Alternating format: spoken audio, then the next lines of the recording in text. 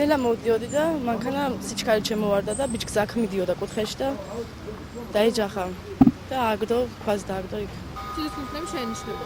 კი, მუცერზე ვნახე რომ თავზე ვადექ იქ და უყურები რომ მუცერზე სუნთქავდა და პულსი ქონდა სადა. აბა მოძრაობდა მანქანა. კი.